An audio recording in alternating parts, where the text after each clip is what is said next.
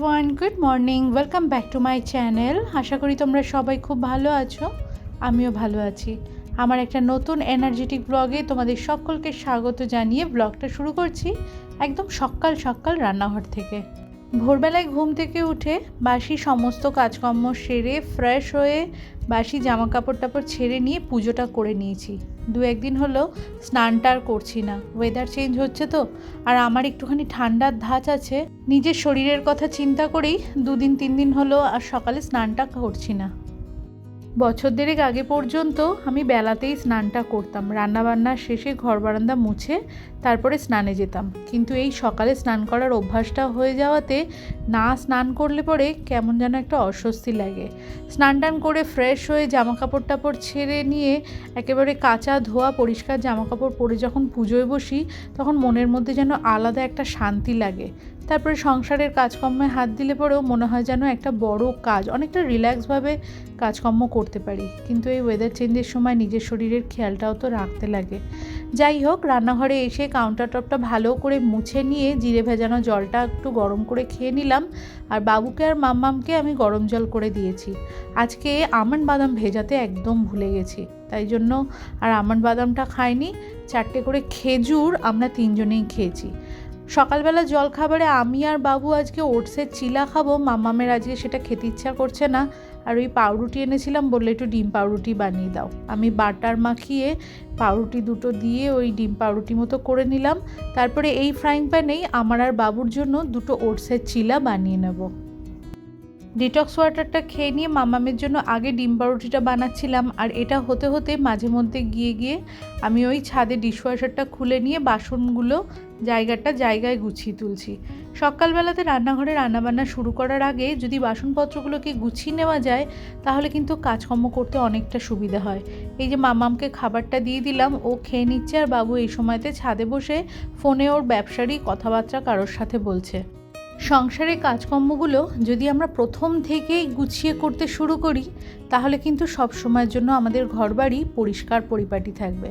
যেমন এই যে ডিশওয়াশার থেকে বাসনপত্র খালি করে জায়গায় গুছিয়ে তুলে নিলাম। জামা কাপড় কাচা হয়ে গেলে সাথে সাথে ভাঁজ করে যেটা আলনায় রাখার আলনাতে, যেটা আলমারিতে তোলার ফেলে না রেখে সাথে সাথে তুলে ফেললাম। সময়ের কাজটা সময় যদি আমরা করে ফেলি তাহলে কিন্তু কাজের চাপটাও কম থাকে। এমনটা করলে পরে আমাদের মানসিক শান্তিটাও কিন্তু একটা বজায় থাকে। তবে এই জিনিসটা কিন্তু একদিনে সম্ভব নয়। এমন ধরনের কিছু সুঅভ্যাস রপ্ত করতে গেলে বেশ কিছুটা সময় লেগে যায়। তবে তার সাথে দরকার নিজের চেষ্টা আর ধৈর্য হারালে চলবে না, আর চেষ্টা করা ছাড়লেও কিন্তু চলবে না। আর এই তো সকালে জলখাবারটা সবাইকে সার্ভ করে দিয়েছি, নিজেও খেয়ে নিয়েছি। নিয়ে ঘরে চলে এসেছি ঘরদোরগুলো গোছাবার জন্য।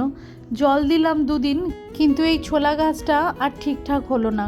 টবে রেখে শুকিয়ে নষ্ট করার থেকে ভাবলাম আজকে তুলে নিয়ে রান্না করে নিই। যে পরিমাণ শাকটা হয়েছে ওর মধ্যে যদি একটু সবজি মিশিয়ে রান্না করা যায় তাহলে কিন্তু 3জনের বেশ ভালো মতোই হয়ে যাবে। আমি করলাম কি, আজকে রসুন ফোড়ন দিয়ে আলু শিম ভেজে দিয়ে শাকটা বানিয়েছিলাম, বেশ সুস্বাদু হয়েছিল। বাজার থেকে যে সমস্ত শাক পাতা কিনে আনি তার মধ্যে না জানি কত কীটনাশক স্প্রে করা হয়, আর এটা তো একদম নির্ভেজাল, ঘরের জালনাতেই হয়েছে আর তোমাদের চোখের সামনেই হয়েছে। সেজন্য যতটা পরিমাণই হোক না কেন আর যেটুকুনিই হোক না কেন এটা আমাদের কাছে কিন্তু একদম অমৃত। আমরা আজকালকার দিনে একদম ভেজাল ছাড়া কোন খাবারটা পাই বলো তো? একমাত্র যাদের নিজেদের জমি জায়গা আছে, নিজেদের গাছের ফল বা শাক পাতা যারা নিজেরা খায় তারা তো আমি বলবো প্রচণ্ড লাকি। আমরা তো কংক্রিটের জঙ্গলে বাস করি, জমি জায়গা তো দূরস্থ, একটু ছাদে এক ফালি জায়গাও নেই যেখানে একটা ফুলের গাছ রেখে একটু ফুল ফোটাবো। সকালে জলখাবারটা খেয়ে বাবু একটু বাজার গেছিলো, অল্প একটুখানি শাকসবজি নিয়ে এসেছে, আর নিয়ে এসেছে চিকেনটা বসিয়ে দিলাম। আর এদিকে সজনে ডাঁটা নিয়ে এসেছে, সেটাকেও ছাড়িয়ে নিয়ে রাখছি। শিমটা কেটে ভাবলাম সিদ্ধ করে দেব। অনেকটা কড়াইশুঁটি এনেছে, সেই কড়াইশুঁটিগুলোও ছাড়িয়ে রান্নাঘরে রান্না করতে করতে এই কাজগুলোকে গুছিয়ে নিচ্ছি। গুছিয়ে কাজ করাটা তো একটা সুঅভ্যাস বটেই, তবে আমি সুঅভ্যাস বলতে যে সংসারের সমস্ত কাজ গুছিয়ে করলাম, সময় করে রাখলাম, ফেলে রাখলাম না, কাজ জমালাম না, শুধু এক্ষেত্রে বলছি না। সুঅভ্যাস কিন্তু নিজের শরীরের খেয়াল রাখাটাকেও আমি বলছি। নিজেদের শরীরের যত্ন নেওয়া, নিজেকে ভালো রাখা, নিজেকে ভালোবাসা, এটাও কিন্তু একটা সুঅভ্যাসের মধ্যে পড়ে। আমাদের প্রত্যেকেরই উচিত সকালে ঘুম থেকে ওঠার পরে বেশ কিছুক্ষণ সময় নিজেকে দেওয়া। সেই সময়টাতে আমরা মর্নিং ওয়াক করতে পারি, প্রাণায়াম করতে পারি, মেডিটেশন করতে পারি, ফ্রি হ্যান্ড এক্সারসাইজ করতে পারি। যার যেমন ভালো লাগে তেমন সকালে 30 মিনিট সময় নিজেকে দেওয়া উচিত। তারপরে একটা ভালো কিছু খাবার খেয়ে দিনটাকে শুরু করা উচিত। সকালবেলাতে ঘুম থেকে ওঠার পরেই আমি যেমন ওই জিরে ভেজানো জলটা ঈষদুষ্ণ করে নিয়ে তারপরে খাই। এটাতে কিন্তু হজমের ক্ষমতাটাও যেমন বৃদ্ধি পায়, তেমনি কিন্তু জিরে ভেজানো জল খেলে মেটাবলিজমটা বুস্ট হয়, তাতে আমাদের ওয়েট লসের ক্ষেত্রেও অনেকটা সাহায্য করে। ডিটক্স ওয়াটারটা খাওয়ার আধা ঘন্টা পরে নয় 2টো খেজুর, একটা কাঁঠালি কলা কিংবা একটা শশা কচি দেখে, বা আমন্ড, বাদাম, আখরোট, একটু কিশমিশ, এগুলো আমরা খেতেই পারি। এগুলো কিন্তু আমাদের এনার্জিটাকে অনেকটা বুস্ট করে। সকালবেলা জলখাবারটা সময় খেতে হবে। সবার খেয়াল রাখলাম, সবাইকে টাইমে টাইমে খেতে দিলাম, কিন্তু নিজে খাবার খেতে ভুলে গেলাম। এটা কিন্তু একদমই করা উচিত না। নিজেকে ভালো রাখাটা একটা সুঅভ্যাসের মধ্যে পড়ে বই কি। আমি যদি অসুস্থ হয়ে পড়ি তাহলে কিন্তু সংসারটা একদম অচল হয়ে যাবে। নিজে যদি সুস্থ থাকি তাহলে সংসারের কাজগুলো কিন্তু আমরা ভালো মতো করতে পারবো। শাকটাকে ভেজে নিয়ে একদিকে মাংসটা বসিয়ে নিয়েছি, আর সিঙ্কে যেটুকুনি বাসন ছিল সেগুলোকে এখন মেজে ঘষে পরিষ্কার করে নিলাম। সিঙ্কটা ভর্তি থাকলে পরে রান্নাঘরে কাজ করতে কিন্তু অনেকটা অসুবিধা হয়। তাই জন্য দুটো একটা বাসন সিঙ্কে জমতে জমতেই আমি একদম মেজে ঘষে পরিষ্কার করে নিই। ঘরের কাজকর্মগুলো সবসময় গুছিয়ে করার জন্য সবার আগে যেটা প্রয়োজন হয় সেটা হচ্ছে ভোরবেলায় ঘুম থেকে ওঠা। স্কুলে কলেজে পড়াকালীন শুনে এসেছি যে ভোরবেলার পড়াটা নাকি সবসময় মনে থাকে, তাই জন্য ভোরবেলায় উঠতাম। হাউসওয়াইফ হয়ে দেখেছি যে ভোরবেলায় যদি ঘুম থেকে উঠি তাহলে সময়ের মধ্যে সব কাজটা আমরা শেষ করে নিতে পারি। তাই জন্য স্টুডেন্ট থেকে আরম্ভ করে বয়স্ক মানুষ সবারই কিন্তু ভোরবেলায় ঘুম থেকে ওঠাটা উচিত। চিকেনটা বানিয়ে ওদিকে শিম আলুটাও সিদ্ধ করে নিয়েছি। সিঙ্কে বাসন টাসনগুলো মেজে ঘষে নিয়ে রান্নাঘরটা পরিষ্কার করে নিয়ে স্নানটা করে নিয়েছি।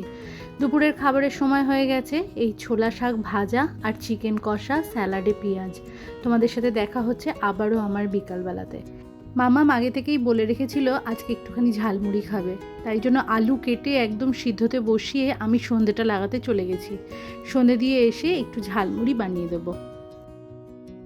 আর একটা যে ভালো অভ্যাস আমি রপ্ত করেছি, সেটা রাতে যত দেরি হোক না কেন রান্নাঘরটা আমি সুন্দর করে ক্লিন করে রাখি। তাতে কি হয়, সকালে ঘুম থেকে উঠে এসে পরিষ্কার পরিচ্ছন্ন জায়গায় কাজ করতে কিন্তু কাজে অনেকটা আগ্রহ পাওয়া যায়। আর সকাল সকাল রান্নাঘর পরিষ্কার করার ঝামেলা থেকে মুক্তির জন্য রাত্রিবেলাতেই যত দেরি হোক রান্নাঘর পরিষ্কার করে রাখা।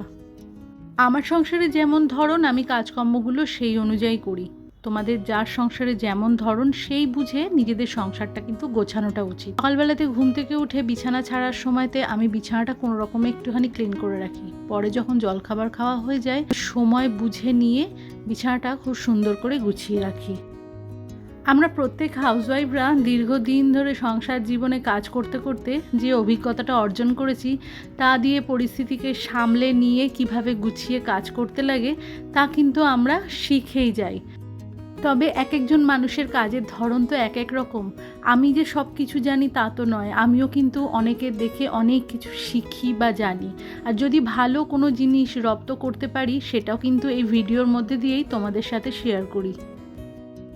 এরই সাথে তোমরা যে সকল নতুন বন্ধু আমার এই ব্লগটি দেখছো, আমার এই ব্লগের কোথাও যদি কোনো কিছু তোমাদের ভালো লেগে থাকে তাহলে চ্যানেলটি সাবস্ক্রাইব করে তোমরা আমার পাশে থাকতে পারো। আর তোমরা যারা অলরেডি এই কাজটি করে ফেলেছো তোমাদের সকলকে জানাই অসংখ্য ধন্যবাদ। মাম্মা ভুজুকটা তুলেছিল আজকে ঝালমুড়ি বানাবার, সে খেয়েছি আমরা তিনজনেই। একটু বেশি করেই ওই জন্য বানিয়েছিলাম। 2টো আলু সিদ্ধ দিয়েছিলাম, আর তার মধ্যে একটু চানাচুর, পেঁয়াজ কুচি, কাঁচা লঙ্কা কুচি, সামান্য একটুখানি সর্ষের তেল দিয়ে ভালো করে মুড়িটা মেখেছিলাম। এই মুড়ি মাখার শেষে একটুখানি টমেটো সস দিলে বেশ ভালো লাগে। 13 কেজি টমেটো সস বানিয়েছিলাম, সেটা 1 বছর আমার গেল। এবছরে আবারও বানাবো। টমেটোর দামটা বাজারে যখন কম থাকে সেই সময়টাতে সসটা বানিয়ে নিলে পরে বেশ ভালো হয়।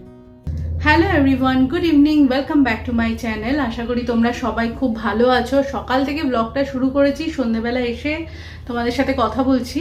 তো তো সন্ধে টন্ধে লাগিয়ে চলে এসেছি, এখন এই 6:30 মতো বাজে। মুড়ি মাখলাম একটু আলু সিদ্ধ করে, চানাচুর পেঁয়াজ দিয়ে 3 জনে মিলে খেয়েছি। বাবু বেরিয়ে গেছে খাওয়া দাওয়া করে, মামা ওই ঘরে বসে পড়াশুনো করছে। আর রাত্রিবেলাতে আজকে সেরকম কোনো কাজ নেই। দুপুরবেলা তো তোমরা দেখলে চিকেন বানালাম, চিকেনটা রয়েছে। আর ওই যে বিরিয়ানি আনানো হয়েছিল সেই বিরিয়ানিটা রয়েছে, রাইস আছে, চিকেন দিয়ে মাম্মা মোটা খেয়ে নেবে। আর 4টে রুটি হবে খালি গরম গরম, যেটা চিকেন দিয়ে আমি আর বাবু খেয়ে নেবো। আর সকালবেলাতে একটু আধটু বাজার করেছিল, অনেকটা কড়াইশুঁটি এনেছিল, সেগুলো সমস্ত ছাড়িয়ে টাড়িয়ে রেখেছি। সজনে ডাঁটা এনেছে, কেটে কুটে সমস্ত কিছু গুছিয়ে রাখতে। সকালবেলাতে বাজার হলে তারপরে যদি রান্নাবান্নার একটা প্রেশার থাকে, ভিডিও করছি এদিকে, ঘরের কাজকর্ম যদি সমস্তটা ক্যামেরা হাতে করে নিয়ে দেখানো হতো তাহলে অনেকটা দেরি হয়ে যেত। সেই জন্য ঘরের কাজকর্মটা আজকে পুরো স্কিপ করে গেছি, অফ ক্যামেরাতে সবটা করে নিয়েছি। গতকাল ভিডিওর মাধ্যমে এক বন্ধু, মামুন নাম যতদূর সম্ভব, আমার কাছে জানতে চেয়েছিল যে দিদি রাত্রিবেলায় শুতে শুতে অনেক দেরি হয়ে যায়, ভোরবেলায় উঠতে পারি না। তো সবার আগে আমাকে এটা জানতে হবে যে তুমি ম্যারিড কি আনম্যারিড, আর তোমার কি নিজস্বগত মানে নিজগত কারণে দেরি হচ্ছে, নাকি না তোমার ফ্যামিলিতেই সব কিছু দেরি করে হয়। এই জিনিসগুলো না জানলে পরে আমার বলতে একটু অসুবিধা হবে আর কি। তবুও আমি দুটো ক্ষেত্রেই বলে রাখি যে যদি তোমার মনে হয় পরিবারের সকল সদস্যদের কাজকর্ম শেষ হতে হতে দেরি হয়, সেই জন্য সমস্ত কাজ গুছিয়ে শুতে যেতে দেরি হয়, সেটা একটা আলাদা ব্যাপার। এমন অনেক বাড়িতে আছে, আমি জানি রাত্রিবেলা 11টার আগে তারা খাওয়া দাওয়া করেন না, ডিনারটা কমপ্লিটই করেন রাত্রিবেলা 11টার সময় তারা টেবিলে যান রাত্রিবেলা ডিনার কমপ্লিটের জন্য। তো সেখানে তো কাজকর্ম শেষ করে শুতে যেতে 12টা 12:30 বাজবেই, এটা স্বাভাবিক ব্যাপার। তো সেক্ষেত্রে যদি তোমার ক্ষেত্রে যদি এরকম ব্যাপারটা হয়ে থাকে, তাহলে এটা কিন্তু পরিবারের সকল মানুষের সাথে একটা আলোচনা করে নিতে হবে যে 11টার জায়গায় যদি 10:30টায় খাওয়া হয়। আর এটা একটু সময় সাপেক্ষ ব্যাপার, কিন্তু অসম্ভব বলে না দুনিয়াতে কিছু নেই, একটু খালি চেষ্টা করতে লাগে। পরিবারের সকল মানুষের সাথে নিজেদের সুবিধা অসুবিধাটা যদি আমরা সুষ্ঠুভাবে আলোচনা করে নিই, আলোচনার মধ্যে দিয়ে না সমস্ত সমস্যার সমাধান হয়। যদি 11টার বদলে আমরা যদি 10:30টায় খেতে শুরু করি, মানে 10:30টায় যদি খেতে বসি, এটা হয়তো 1 মাস করলাম, তারপরে 1 মাস হয়তো 10টায় করলাম, এরকমভাবে কিন্তু সময়টাকে এগিয়ে নিয়ে আসা যায়। তো এটা একটু সময় সাপেক্ষ ব্যাপার।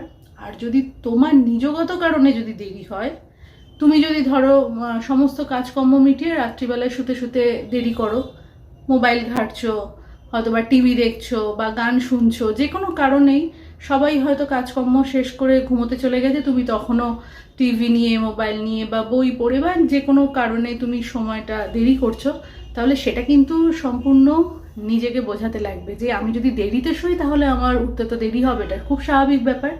সেটা কিন্তু নিজের চেষ্টার ওপরেই সবটা সমস্যার সমাধান হয়ে যাবে।